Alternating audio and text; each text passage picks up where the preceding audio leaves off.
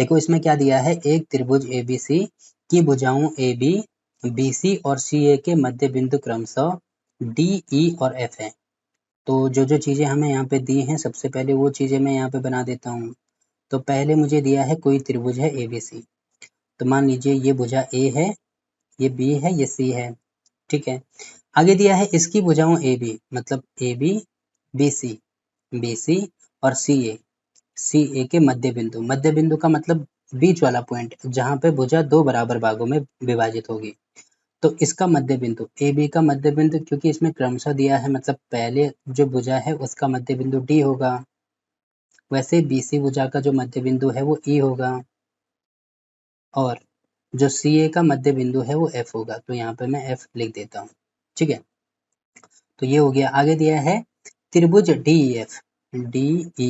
तो त्रिभुज कैसे बनेगा, जब ये सारे पॉइंट को मैं आपस में मिला दूंगा, तो इन पॉइंटों को आपस में मिला देंगे, ठीक है। और त्रिभुज ABC के क्षेत्रफलों का अनुपात हमें निकालना है।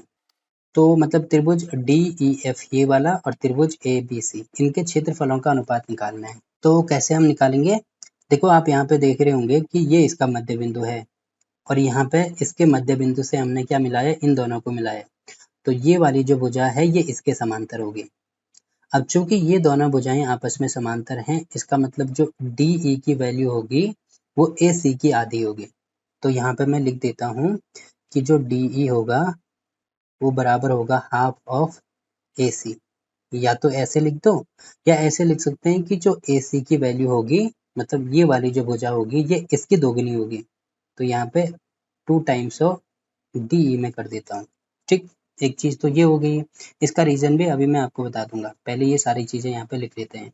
वैसे ही ये भुजा इसके समांतर होगी। अब ये दोनों भुजाएं समांतर हैं, इसका मतलब क्या होगा कि जो बड़ी वाली भुजा है, मतलब जो BC है, वो ये छोटी वाली भुजा की दोगुनी हो जाएगी। मतलब BC को लिख सकता हूँ 2DF, या ऐसे लिख सकता हूँ कि जो DF की वैल्यू है वो बराबर होगी 1/2 इंटू BC, ठीक।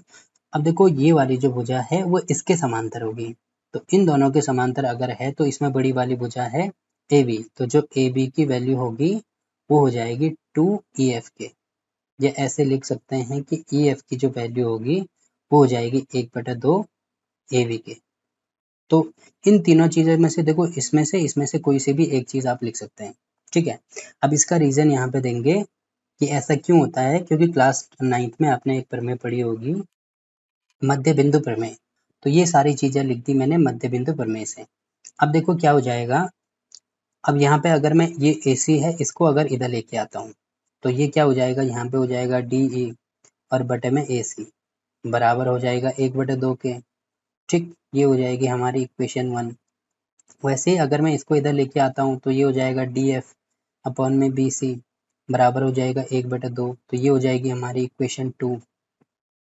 वैसे ही अगर मैं इसको इधर लेके आता हूँ तो जो EF है अपॉन में AB, तो ये बराबर हो जाएगा 1/2 के, तो ये हो जाएगी हमारी इक्वेशन 3। तो आप देख रहे होंगे कि समीकरण 1, 2 और 3 में जो राइट हैंड साइड है वो सब में बराबर है, मतलब सब में 1/2 है। तो मैं इन सबको बराबर लिख सकता हूँ, मतलब ये मैं यहाँ पे ऐसे लिख सकता हूँ DE अपॉन AC बराबर होगा DF अपॉन में BC बराबर होगा EF अपॉन में AB। इन सब की वैल्यू होगी 1/2 के बराबर। ये किससे लिखा मैंने, समीकरण 1, 2 व 3 से, ठीक है। तो इतनी चीज़ें हमने यहाँ पे लिख दी। अब देखो, अगर ये जो त्रिभुज मैंने आपको ऊपर बताए हैं, अगर मैं इनको दोबारा यहाँ पे नीचे लिखूं, तो देखो ये वाला त्रिभुज है।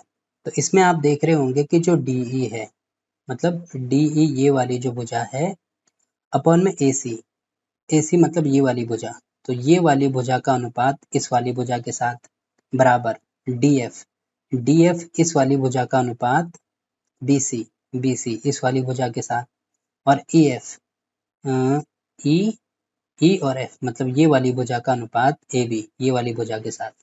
इन सब का अनुपात आपस में बराबर आ रहा है। इसका मतलब मैं कह सकता हूँ कि ये जो बड़ा वाला त्रिभुज है ये इस छोटे वाले त्रिभुज का समरूप होगा। तो यहाँ पे लिखेंगे क्योंकि ये DE अपॉन में AC बराबर है DF अपॉन में BC बराबर है ई एफ अपॉन में ए बी। इसीलिए ये जो त्रिभुज है मतलब त्रिभुज ई एफ डी वो समरूप होगा कौन से त्रिभुज के? त्रिभुज देखो ई के साथ में कौन सी भुजा आ रही है?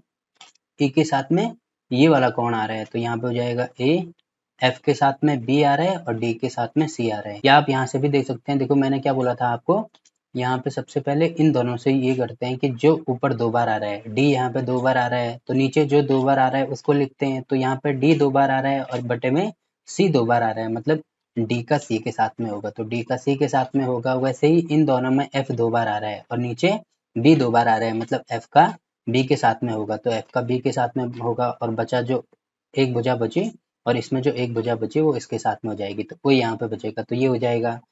तो ये दोनों समरूप हो जाएंगे। अब देखो ये दोनों समरूप हैं, इसका मतलब क्षेत्रफल ऑफ त्रिभुज ई एफ डी अपॉन में क्षेत्रफल ऑफ त्रिभुज ए बी सी वो बराबर होगा इनकी भुजाओं के अनुपात के वर्ग के बराबर।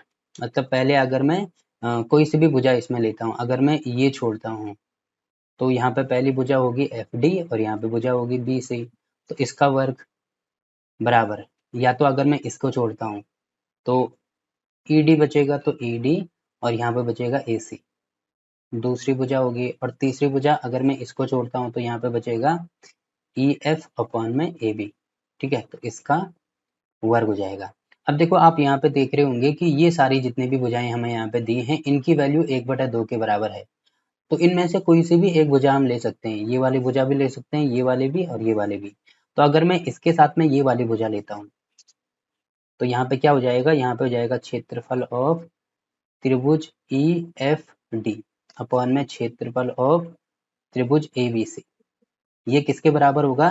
देखो F D upon B C की वैल्यू हमें यहाँ पे दी होगी, एफ डी या D F upon B C की वैल्यू है 1/2 के बराबर, तो ये हो जाएगा 1/2 और इसका होल स्क्वायर हो जाएगा। तो ये हमने कहाँ से लिखा, ये यहाँ पे इक्वेशन नहीं दी है तो इसको इक्वेशन 4 मान लो, तो यहाँ पे लिखेंगे समीकरण 4 से, समीकरण 4 से, ठीक है। अब इसको सॉल्व करेंगे तो देखो कितना हो जाएगा, ये यहाँ पे हो जाएगा बराबर में ये 1 का भी स्क्वायर होगा और 2 का भी स्क्वायर होगा, तो यहाँ पे हो जाएगा 1 और 2 का स्क्वायर होता है 4, तो ये हो जाएगा 1/4, ठीक है। अब इसका मतलब जो क्षेत्रफल ऑफ ई एफ डी हमारे पास आया और बटे में जो क्षेत्रफल ऑफ त्रिभुज ए बी सी आया वो हो जाएगा 1/4 के बराबर, और हमें इनका अनुपात निकालना है तो बटे का मतलब होता है अनुपात, तो ये हो जाएगा 1/4। और ऊपर अगर हम देखें तो यही चीज हमें निकालनी थी, देखो हमें निकालना क्या था, हमें निकालना था डी ई एफ और ए बी सी का क्षेत्रफल, तो यही चीज हमने यहाँ पे निकाली है। ई एफ डी को या D E F upon A B C, इसका क्षेत्रफल किसके बराबर आ रहा है? 1/4 के बराबर आ रहा है, तो ये हमारा आंसर हो जाएगा।